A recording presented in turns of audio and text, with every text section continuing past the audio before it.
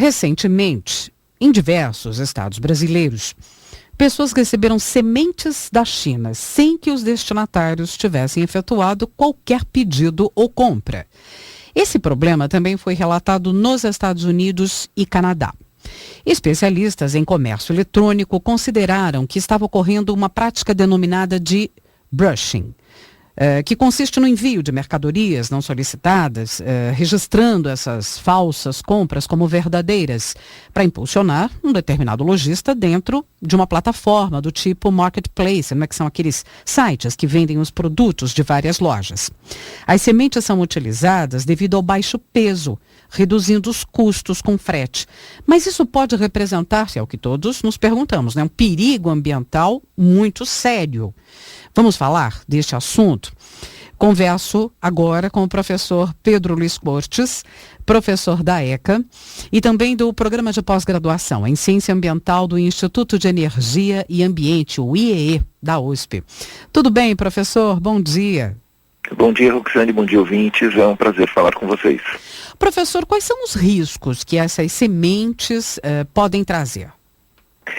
Bom, elas podem introduzir doenças, que podem se disseminar nas áreas cultivadas ou na flora nativa das diversas regiões brasileiras ou dos diversos biomas brasileiros. Isso pode efetivamente comprometer o cultivo de culturas aí importantes para nossa alimentação, seja tanto do pequeno agricultor quanto dos grandes agricultores aí que visam a exportação. Então há um risco muito sério porque não há qualquer tipo de controle sobre eventuais doenças que essas sementes elas possam trazer. E um outro risco é o de inserir plantas invasoras que vão competir intensamente com a flora local, impedindo a sobrevivência da flora local. Nós já temos exemplos disso acontecendo, no Brasil e em outros países, quando na introdução de espécies que normalmente são chamadas de espécies exóticas, porque elas não pertencem ao bioma ao qual elas estão sendo introduzidas, e às vezes elas encontram condições muito favoráveis e passam a competir por espaço, por alimento com a flora nativa, impedindo a disseminação da flora nativa ou mesmo impedindo a sobrevivência dessa flora nativa. Então, há dois riscos muito grandes com a introdução dessas sementes no território nacional. Quer dizer, receber semente que você não pediu, sair plantando é no mínimo uma insensatez. De toda forma, o que as pessoas devem fazer em caso de recebimento desse produto? Bom, a primeira coisa, as pessoas não devem abrir o pacote. Você tem normalmente... Nem abrir. Nem abrir. Porque você pode ter fungos, bactérias que podem acabar se disseminando de alguma maneira. Então, assim, não abrir o pacote.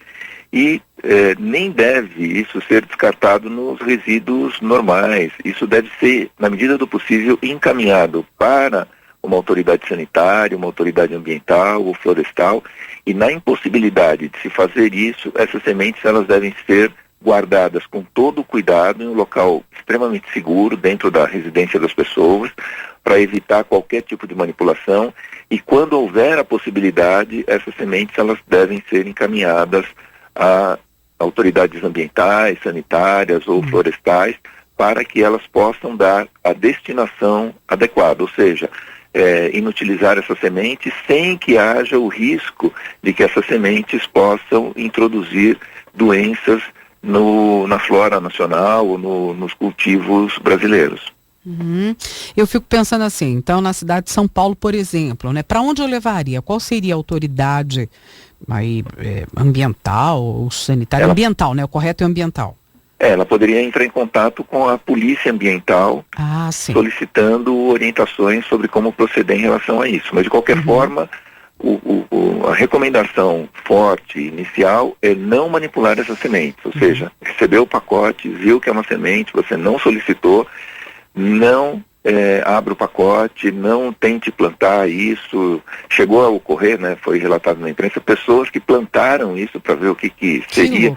Isso é extremamente arriscado devido a essas possibilidades que a gente comentou, de introdução de doenças e também da disseminação de plantas invasoras. Professor, depois da divulgação dessa informação, dessa notícia, que se confirmou, a imprensa noticiou, não seria correto que o governo já tomasse alguma atitude em relação a isso, verificando talvez esses pacotes, impedindo inclusive a entrega? Quer dizer, você pode fazer esse bloqueio, não sei se isso é possível, eu estou pensando nessa possibilidade.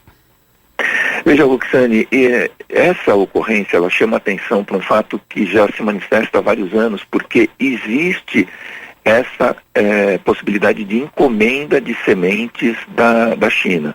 Essas sementes, elas são introduzidas irregularmente dentro do território nacional. Uhum. O pacote, ele relata algum outro item de baixo valor, como, por exemplo, se a pessoa estivesse comprando um pendrive, alguma coisa do tipo, e isso não passa por uma verificação mais rígida.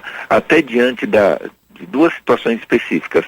O baixo valor declarado não chama atenção das autoridades aduaneiras e também o fato de esse material ser orgânico e, portanto, ele é de difícil visualização no raio-x.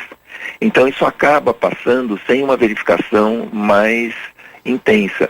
Seja essas sementes que foram enviadas sem a solicitação, sejam aquelas que efetivamente são compradas por pessoas que o fazem à revelia da legislação nacional.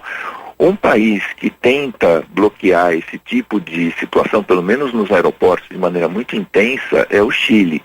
E para isso ele utiliza cães farejadores.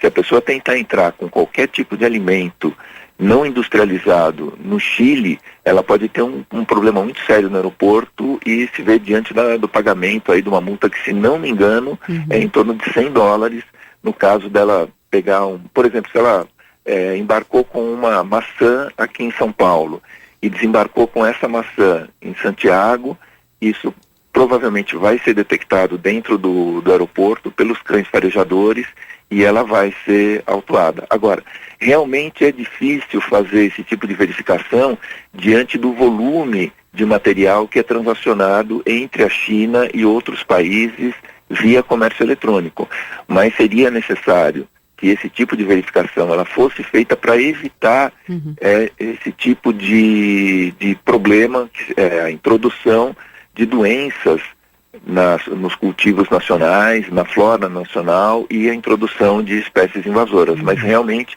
há uma dificuldade grande em relação a esse tipo de verificação.